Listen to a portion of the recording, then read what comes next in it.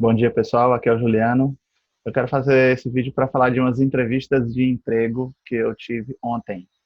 É uma coisa bem rara de acontecer, porque quando a gente se candidata para um trabalho de tradução, normalmente é tudo por e-mail, eles mandam um teste, você faz, eles te avaliam e te colocam na equipe e depois começam a te mandar trabalho, se você passar no teste, né? Mas às vezes tem entrevistas de emprego, sim. Eu me lembro que já teve clientes que me ligaram da Argentina, da França, né? Falaram em inglês comigo, falaram em francês e perguntaram algumas coisas e eu respondi. Foi mais ou menos uma entrevista de emprego, né? E ontem aconteceu duas delas. Foi bem atípico, porque duas entrevistas no mesmo dia. Bem, a primeira entrevista foi para um trabalho que surgiu no PROS. Ontem eu me candidatei poucos minutos depois que ele foi publicado. A pessoa já me respondeu por e-mail, em torno de 10 minutos depois, talvez, dizendo que tinha gostado muito do meu currículo e que queria marcar uma entrevista comigo no Zoom. E era para uma vaga de intérprete, para um evento que vai acontecer no Zoom, envolvendo Angola e a Costa do Marfim e outros países. Então, no caso, a interpretação de inglês para português. E olha, interessante que lá no trabalho dizia português angolano. Mas eu pensei assim, para tradução, para texto, né, isso aí pode ser complicado de você pegar uma variante do português diferente, português europeu. Eu jamais pegaria um trabalho para traduzir para português europeu, só português brasileiro mesmo. E muito menos português angolano ou de qualquer outro país de língua portuguesa. Mas assim, em termos de interpretação de conferências, é diferente. Porque a gente pode até falar um pouco diferente do outro, mas a gente se entende normalmente, tá? E principalmente o português brasileiro, que está muito difundido por causa da televisão, das novelas. Então, todo mundo de Portugal, todo mundo da Angola entende um brasileiro falando, normalmente, porque já viu muito material na televisão, muita novela brasileira, muita coisa. Então, eles já estão colonizados, de certa forma, pelo Brasil, em termos de ouvintes, né, de português brasileiro. Aí eu me candidatei para essa vaga de intérprete. Só para falar para vocês quanto é que eu cobrei US$ 200 por meia diária, quer dizer, até 4 horas, e eu cobrei US$ 350 para uma diária inteira, que seria em torno de 6 a 8 horas. Mas normalmente esses eventos online, eles só duram 2 ou 3 horas, tá? Então não vai durar 8 horas de evento ou 6 horas, eu nunca vi. Então eu falei isso, né? US$ 200 para meia diária, 350 para uma diária inteira. Significa em torno de 1.000 a 2.000 reais por esses valores. Eu acho bom você trabalhar uma manhã e ganhar R$ 1.000, né? Eu acho um valor, para mim, tá bom. Enfim, o cara me respondeu e perguntou se eu podia fazer uma reunião com ele no Zoom, porque ele queria fazer algumas perguntas. E eu fiquei super empolgado, porque recebi uma resposta de e-mail e ele mostrou interesse em mim e eu falei, eu posso hoje a qualquer hora que você quiser. Aí quando foi umas 2 horas depois, ele mandou outro e-mail dizendo, pode ser daqui a meia hora. Só que eu não vi esse e-mail porque eu estava almoçando. Voltei em torno de 40 minutos depois, quando eu vi o e-mail já fazia uns 20 minutos que ele teria passado aquele tempo que ele marcou, né? Mas aí eu respondi, eu posso agora, dá certo? E eu já cliquei no link que ele deixou lá do Zoom. Cliquei no link, aí quando foi uns 20 minutos depois, ele começou a reunião. Então, quer dizer, ele marcou um horário, eu apareci lá e ele abriu a sala e eu entrei.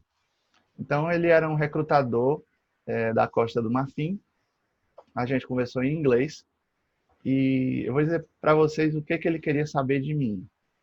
Ele inicialmente falou que gostou muito do meu currículo, chamou a atenção.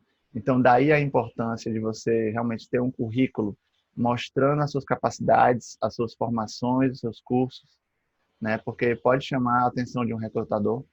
Ele gostou bastante disso. Ele falou que gostou também que eu fui rápido na resposta. Tanto na hora da publicação do trabalho no PROS, que eu me candidatei rapidamente, quanto quando ele mandou um e-mail dizendo que tinha gostado do meu currículo, quando é que a gente podia fazer uma reunião, eu respondi também minutos depois. Então, respondam rápido aos e-mails, tá? Assim, eu fico o dia trabalhando, né? Meu e-mail está lá aberto o tempo todo. Então, sempre que aparece um e-mail, eu já visualizo, né? É uma coisa automática. Ele aparece um e-mail ao longo do dia, vai aparecendo e-mails. De vez em quando eu olho lá de 10 em 10 minutos. Mas assim, você pode botar um aviso, né, sonoro, um aviso visual no seu computador para fazer um pop-up e você vê o e-mail. Ele elogiou isso, resposta rápida. Outra coisa que ele elogiou foi a minha internet, que era a preocupação principal dele. Se eu tinha uma internet boa, porque para interpretar um evento você tem que ter uma internet rápida, não pode ficar cortando, não pode ficar caindo. E a indicação para intérpretes é que tenham uma internet rápida. Eu tenho uma internet aqui de 200 mega, que eu assinei recentemente. A minha internet anterior era de 100 mega, que eu continuo com ela. Então, a indicação é você ter duas internets, porque aí vai garantir que se uma cair, a outra não cai. Raramente vai cair as duas. Já aconteceu nesses últimos 2 meses, com duas internets aqui. Caiu uma, mudei para outra, continuei.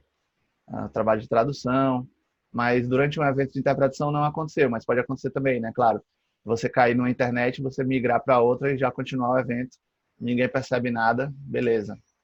Eu falei isso, ele ficou impressionado. Você tem duas internets, ela é muito boa, tô vendo aqui, tô muito tranquilo. Ele ficou bem calmo, porque ele viu que, primeiro, meu currículo era bom, segundo, eu respondi rápido, terceiro, minha internet era boa, e ele ficou bem seguro. Então, ele fez algumas perguntas em relação ao Zoom. Ele falou o que aconteceria se você quisesse ouvir o seu concabino na interpretação do Zoom. Concabino é o outro intérprete que está trabalhando com você na mesma cabine, né? Porque normalmente são duas pessoas que fazem revezamento a cada 15 minutos, ou 20 minutos, ou meia hora, como vocês combinarem. Aí, o que acontece? Eu já fiz um curso de interpretação no Zoom há 3 meses. Então, eu já aprendi tudo isso. Eu já interpretei eventos voluntariamente no Zoom nas últimas semanas. Então, eu posso dizer que hoje em dia, depois desse curso que eu fiz, depois das interpretações voluntárias que eu fiz, eu sei todos os problemas que podem acontecer numa cabine do Zoom e como é que a gente resolve cada um deles, tá? Então, assim, a capacitação, né? Eu me capacitei, eu fiz cursos, eu fiz trabalhos voluntários para entender melhor.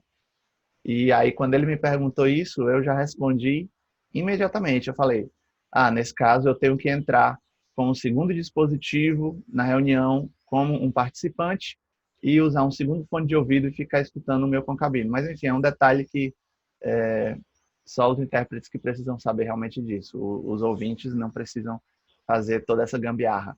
Mas, assim, falei isso e ele sabia do que eu estava falando. Aí ele chega, deu um sorriso assim, falou: você já sabe, né? Você já sabe de tudo.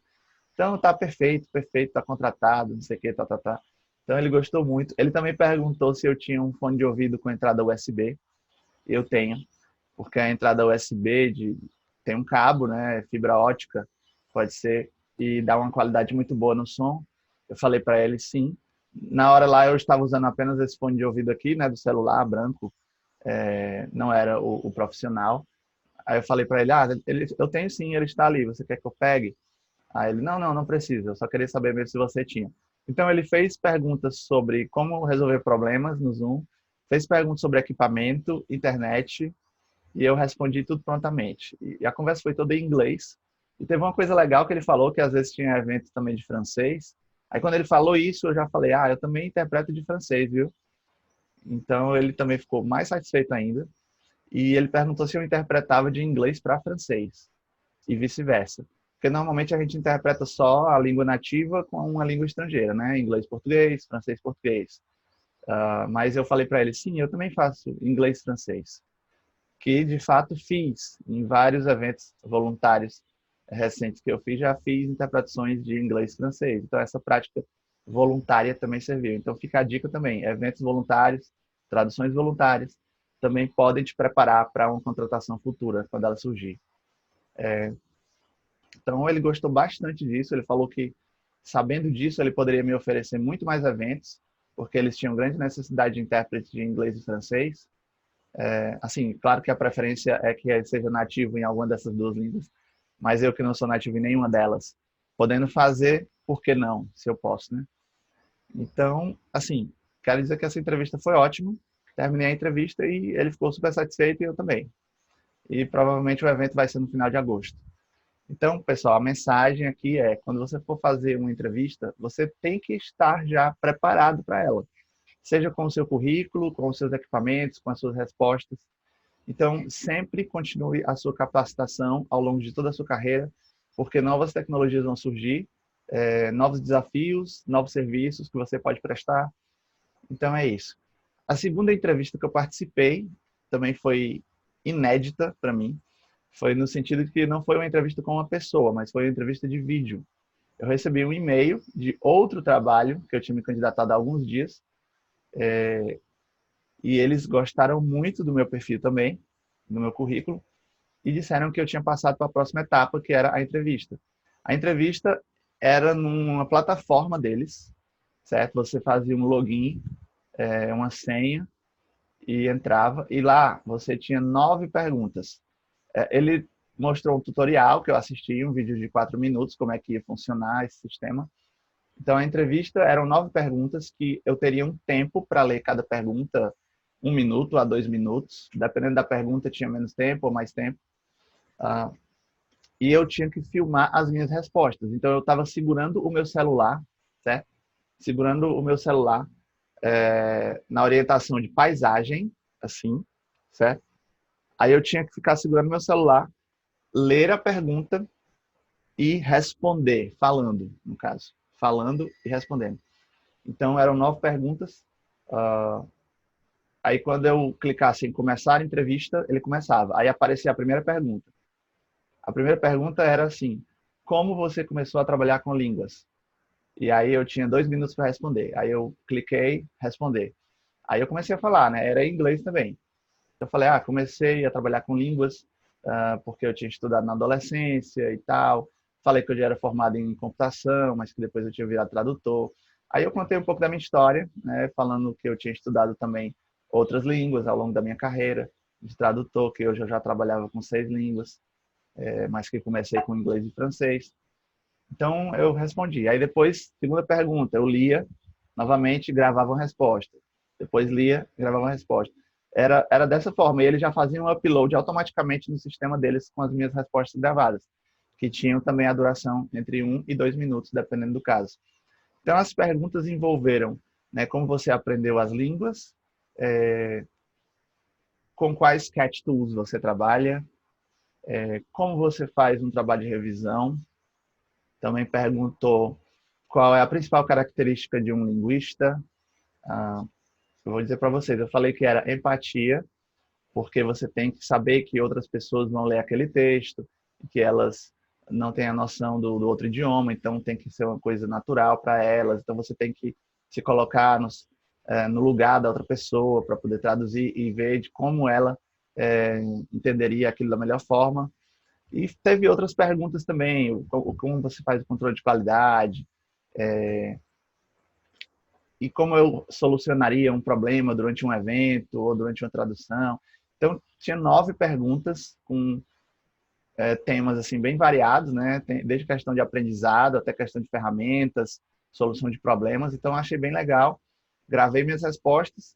A entrevista durou em torno de 15 minutos, né? Porque eu tinha que ler cada pergunta, tinha um tempo, eu tinha que gravar cada resposta, enviar. Então, demorou em torno de 12 a 15 minutos todas essas gravações. E eu imagino que agora um recrutador deles vai receber esses vídeos aí, vai assistir e vai ver como é que eu me fui e vai me contratar ou não. Então, eu espero que me contrate. Mas, assim, essas foram as 2 entrevistas que eu fiz, cara a cara, no Zoom, e uma entrevista individual por vídeo. Então, foi uma experiência bem legal. Fica a dica, pessoal, se preparem, se capacitem e estejam preparados para os novos desafios aí da profissão. Eu acho que eu falei em um dos meus vídeos anteriores que eu criei um programa de mentoria chamado Viver de Tradução, é o mesmo nome aqui do canal. Então, visitem lá o site, porque já está lançado, viverdetradução.com. A gente vai ter vários módulos ao longo dos meses e tudo mais. Já começou, né, esse mês de agosto. Então, é um programa realmente de capacitação com vários profissionais, vários especialistas nas diversas áreas da tradução. Então, galera, fica aí a dica, se preparem para as entrevistas, enfrentem, encarem e estejam preparados para novos desafios. É isso. Grande abraço e até mais.